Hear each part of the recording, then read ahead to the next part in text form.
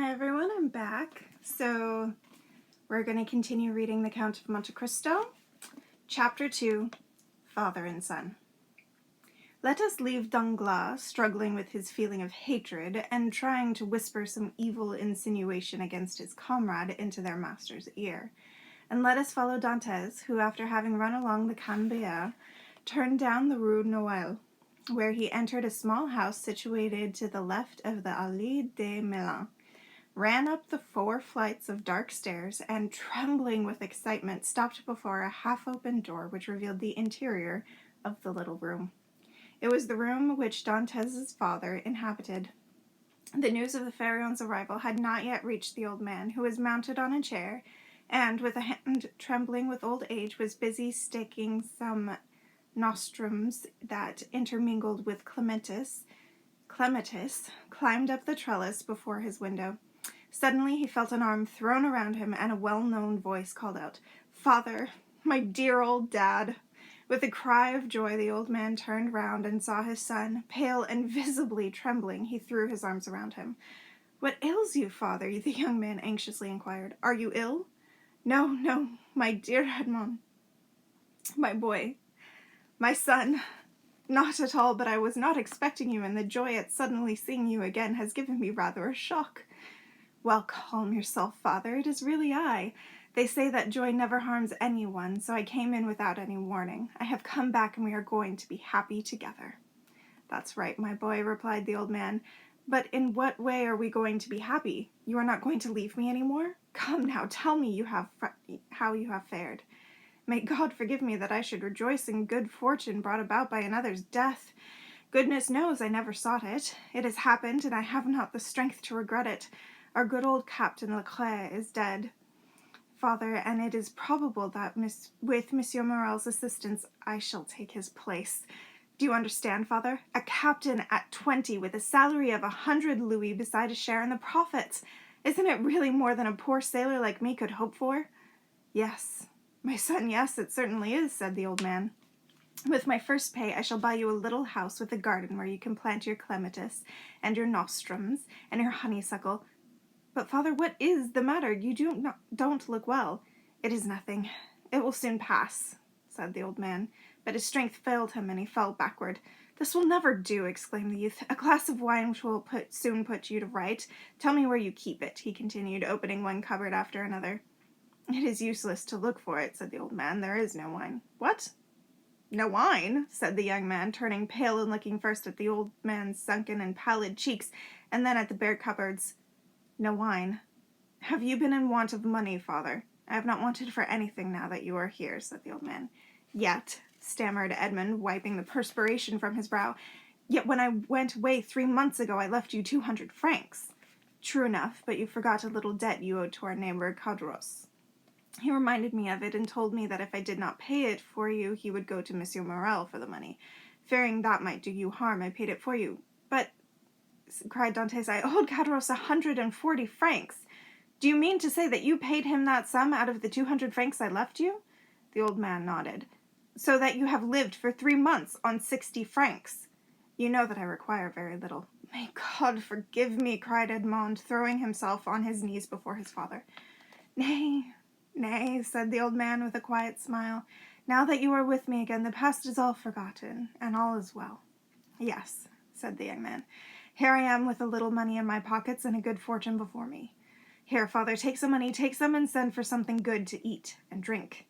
So saying, he emptied the contents of his pockets on the table, a dozen pieces of gold, 5 or 6 crowns, and some smaller coins. His father's face brightened. "Whose is that?" said he. "Mine." "Yours. Ours. Take some, buy some provisions, and be happy, for we shall have some more tomorrow." Gently, said the old man, smiling. "If you don't mind, I shall spend your money warily. If people see me buying too many things at a time, they will think I have had to wait for you to return before buying them. But hush, here comes one. It is Caderousse, who has no doubt heard of your arrival, and has come to welcome you home." At that moment Caderousse entered. He was a man of 5 or 26, with a mass of black hair. He carried in his hand a piece of cloth which, in his capacity of tailor, he was going to turn into coat lining. "So have you come back, Edmond?" he said with a strong Marseille accent and with a broad smile that disclosed teeth as white as ivory. Yes, as you perceive, neighbor Caderousse, and ready to serve you in any way, Dantes answered, but ill concealing his coldness by these civil words. Thank you. Happily I am not in need of anything. It is sometimes others who have need of my assistance. Dantes made a slight movement. I don't mean that for you, boy. I lent you money and you returned it. That was but a neighborly action, and we are now quits. We are never quits with those who oblige us, said Dantes. When we no longer owe them money, we owe them gratitude. Why, speak of it. What is past is gone and done with. Let us talk of your happy return. It would appear that you have had a stroke of luck and are already well in Monsieur Morel's good books. Monsieur Morel has always been very kind to me. In that case, you were wrong to refuse to dine with him. What? Refuse to dine with him? Exclaimed old Dantes. So he asked you to dinner, did he? Yes, father, returned Edmond with a smile, because you know I wanted to come to you as soon as possible. I don't suppose your dear kind Monsieur Morel was overpleased at that, said Caderousse, and of course when a man aims at being captain he mustn't offend his employer. You should butter him up a bit. Oh, I hope to be captain without doing that, replied Dantes. Capital. That will please your old friends, and I know someone who won't be sorry to hear it. You mean Mercedes? Said the old man. Yes, Edmond replied. And now that I have seen you, father, and assured myself that you are well and want for nothing, I will ask your permission to leave you for a time. I am anxious to see Mercedes. Go, my son, go, said old Dantes, and may God bless you in your wife as he has blessed me in my son. Edmond took leave of his father, nodded to Caderousse, and went out. Caderousse waited a few minutes, and then he also descended the stairs and joined Danglars, who had been waiting for him at the corner of Rue Senac. Well, said Danglars, did you see him? I have just left him, said Caderousse. Did he speak of his hopes of becoming captain? He spoke as if it were quite settled. Patience, said Danglars. It seems that he is in too much of a hurry. But I believe Monsieur Morel has even promised him the captaincy. Pooh, said Danglars. He is not captain yet.